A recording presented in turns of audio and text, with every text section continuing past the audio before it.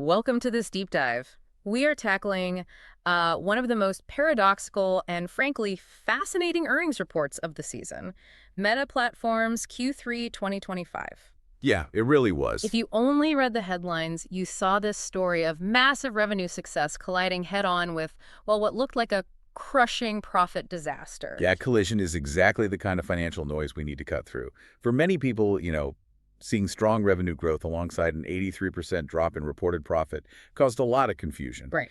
But the market responded pretty rationally, sending the stock up. We're going to use the detailed five-part framework provided in your sources to quickly decode why that operational strength really outweighed the accounting shock.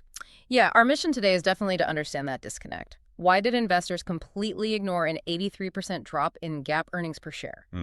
The answer, as we'll see, is that Meta seems to be entering an AI investment supercycle, and they use this earnings report not just to share numbers, but strategically to reset expectations for the next couple of years. It's exactly. Yeah. Let's jump straight into the data and unpack this quarter's, chaos. Okay, now for slide one, the at-a-glance scorecard. This is the segment that really lays out that primary paradox. The revenue performance was, undeniably strong. Absolutely. The top line was robust. Total revenue came in at $51.24 billion. That's a significant 26% year-over-year increase from the $40.59 billion reported last year. Okay. So that was a clear revenue beat, significantly surpassing the consensus estimate, which was around $49.5 billion. So then you hit the bottom line, and the picture immediately flips, right? Reported GAAP net income just plummeted by a massive 83%. Huge drop. Yeah, settling at just $2.71 billion. Consequently, the diluted EPS, and that's the most conservative measure of per-share profitability, fell by that same shocking 83% down to just $1.05. Right. And that, objectively, was a substantial miss against expectations. Consensus was hovering around, $6.60 to $6.72. Yeah, somewhere in that range. And this is where, the maturity and sophistication of the investing community really shine through. Before the end of the trading day, pretty much everyone recognized that the GAAP figure was distorted. When you strip out that gigantic one-time tax charge Meta highlighted, the adjusted diluted EPS would have actually soared to $7.25. And that adjusted figure is really what matters here. Yeah. That $7.25 represents a comfortable operational beat. Definitely. The stock rose immediately after hours, not because of that $1.05 reported number, but because of the strong underlying revenue growth and that robust adjusted earnings beat. It's proof that, you have to read beyond the first number in any financial report. We also need to pause on one crucial detail here, though. Margin compression. Okay. Even looking at the adjusted $7.25 EPS, that profit growth of 20.2% still lagged behind the 26% revenue growth. So why is that? Well, operating margin fell from 43% down to 40%. This basically signals that costs grew faster at 32% than the revenue did. And this margin dip, it's kind of the cost of entry for this AI race. It shows they've already sort of crossed the Rubicon from pure optimization to really aggressive foundational spending. Got it. And before we dig deeper into that cost growth, let's maybe quickly define diluted EPS, just for clarity for everyone listening. Sure. That measure takes the company's net income and divides it by the weighted average shares outstanding, but critically, it adjusts for the potential impact of all those dilutive securities, things like stock options. It is, by design, the most conservative measure of what a single share actually earned. Precisely. Now, let's resolve that huge income gap by moving to slide 2, the engine of profitability. This is the segment that explains that massive 83% drop in reported earnings. Right, the big one. The core issue, and the reason for that gap miss, it was purely an accounting event, right? Not an operational failure. Exactly. It was a non-cash, one-time income tax charge totaling a huge $15.93 billion. Oh, $15 billion. Wow. Yeah. And this was related entirely to the implementation of new U.S. tax legislation, probably dealing with some true-up on deferred foreign assets or maybe minimum tax requirements. So it's like finding a huge forgotten tax bill from 5 years ago. It hurts the spreadsheet today, but doesn't really change what you sell tomorrow. That's a good way to put it. That singular charge caused the effective tax rate for the quarter to just swell to a completely unsustainable 87%. 87%. Yeah. But of course, the non-GAAP reconciliation provided by Meta shows the true operational picture. So if we follow the reconciliation, stripping out that $15.93 billion charge, the adjusted tax rate comes back down to, a normal 14%. Right. Adjusted net income hits a phenomenal $18.64 billion. And we see that adjusted diluted EPS, the real operational number, comes in at $7.25. Yeah, it's a complete narrative shift from catastrophe to dominance, basically. Our value. And this is where we need to connect the dots again. That operational margin compression we mentioned, the drop from 43% to 40%, that's the real signal here. It's the leading edge of a very deliberate strategy.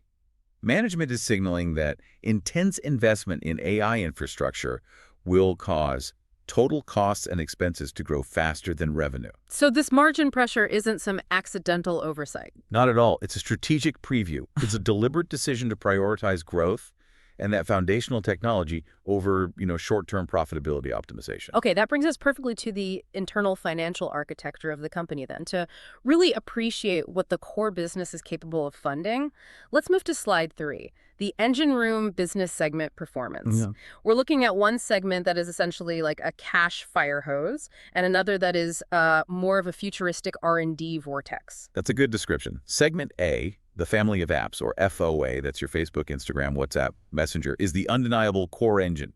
Revenue there grew 26% to $50.77 billion. $50 billion from just FOA. Yeah, generating operating income of nearly $25 billion. This is, genuinely one of the world's most lucrative businesses. It funds everything else. And then you have Segment B, Reality Labs, or RL.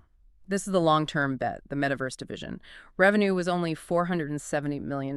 Tiny in comparison. Yeah, though it was a growth of $200 million year over year, which, okay, sounds nice on its own. But the critical number is the operating loss, a staggering $4.43 billion. $4.43 billion loss. And here's the tension. That loss was virtually unchanged from the prior year. Yeah, that static loss really needs scrutiny, doesn't it? If they're spending almost $4.5 billion on Reality Labs and revenue only grew by $200 million. Shouldn't we be asking harder questions about the efficiency of that R&D spend? It seems like a massive cost for, minimal return right now. It does. If you view it through a traditional lens, absolutely. Yeah. But the implication here, I think, is that the RL segment is showing a complete lack of operating leverage. The increased costs of R&D pretty much offset the slight revenue increase completely. This confirms RL is still purely in a massive R&D phase. It's dictated by long-term technological milestones, not near-term commercial returns. So the FOA profits are just underwriting this huge multi-billion-dollar quarterly bet. Fully. They are accepting that $4.43 billion loss because they view the eventual payoff as absolutely foundational to their future, regardless of how quickly it hits the market. Wow. Okay, this level of continuous, massive subsidy, $4.43 billion every 3 months, that demands some serious financial resilience. It really does. Which brings us to the foundation. Slide 4, financial strength and shareholder rewards. Can they actually afford this aggressive multi-year AI investment, or are they, stretching themselves too thin? Well, their balance sheet is, frankly, formidable. And it's the key to understanding why they can be so aggressive on AI spending. Meta holds $44.45 billion in cash and marketable securities. $44 billion. That alone is a massive war chest. And their leverage is incredibly low. Very low. The debt-to-equity ratio sits at a really healthy 0.57. They finance themselves overwhelmingly through equity and retained earnings, not debt. That signifies immense financial resilience. They're just not reliant on external markets to fund their CapEx ambitions. Okay. But the real fuel here is their free cash flow, or FCF. Right. They generated $10.62 billion in FCF in Q3 alone. $10 billion in 3 months. Yeah.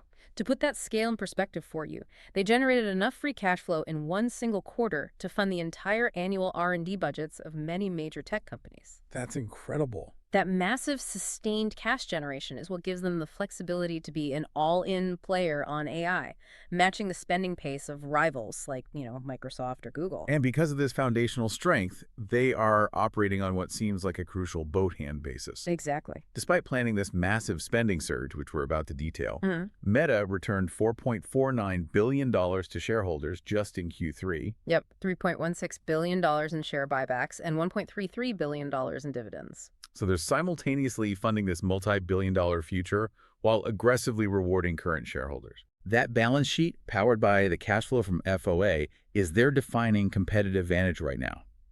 It means they don't have to choose between their AI future and their current shareholders. They can genuinely do both, which, honestly, very few companies can legitimately claim. All right, now we get to the forward-looking strategy that really defines the stock's future, I think. Let's move to slide 5.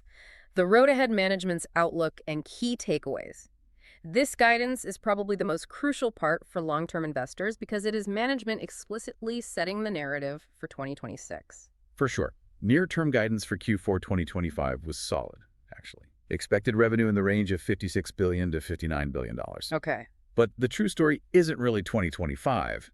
It's the explicit warning they issued about 2026. Right. Management issued a really stark, unambiguous statement about the 2026 supercycle. The CFO commentary was absolutely non-negotiable, it felt like. Very direct. They warned that, and I'm quoting here, capital expenditures dollar growth will be notably larger in 2026 than 2025, and that total expenses will grow at a significantly faster percentage rate in 2026 than 2025. And when we talk about capital expenditures, or CapEx, just to be clear, we are talking about the actual physical spending on new infrastructure. Servers, GPUs, data centers, power infrastructure. The nuts and bolts. Exactly. The foundational compute capacity you need to run massive AI models. Management is committing to spending even more aggressively next year than they are now. This is an unreserved, all-in strategy on AI compute. It feels like a pretty shrewd management tactic, though. They delivered this aggressive, margin-sacrificing spending forecast from a position of Q3 strength, right? Yeah, timing is key. Ensuring the market digested the good news, the operational beat, while also hearing the kind of bad news, the expense surge, at the same time. It's a deliberate strategy. Yep. It's about resetting investor expectations now. The goal is that when the spending really hits in 2026 and margins maybe temporarily shrink, Right. the focus will shift, hopefully for them, not to the cost, but to the long-term outcomes and the competitive advantage that spending is actually buying them. Okay, let's try and synthesize this into maybe 3 key takeaways for you, the listener. First, the operational engine, the family of apps, is absolutely firing on all cylinders. It's driving strong revenue and that crucial adjusted EPS beat. Right. Second, those terrifying headline numbers, they were pretty much just noise. That $16 billion one-time tax charge was purely non-operational accounting. Yeah. And the market was absolutely correct to ignore it and focus on the underlying operational strength. And finally, Meta is clearly entering the AI supercycle. Management is actively choosing to sacrifice near-term operating margins to fund a massive infrastructure build-out, especially in 2026. And this isn't desperation. It's a strategic pivot. It's fully funded by their unprecedented cash flow. Yeah. And it's designed to build a significant competitive moat around AI. So what does this all mean for you? Well, Meta is essentially using its massive current success and cash flow to fund a foundational transformation. They're aiming to match or maybe even beat rivals like Google and Microsoft in the AI race. The question for the long term isn't really if they can afford this spending, because they clearly can, but what strategic and competitive advantage that spending will ultimately buy them when the dust settles, say, in 2027, and the next generation of AI products starts rolling out. That is the ultimate calculation for the market going forward, I think. Disclaimers. This is not financial advice. Please do your own research. This analysis was generated with the assistance of AI. Like and subscribe to stockanalytics.ai. YouTube channel. Members get access to our library of S&P 500 stocks and NASDAQ 100 library we are building out, and also get priority requests for company deep dives.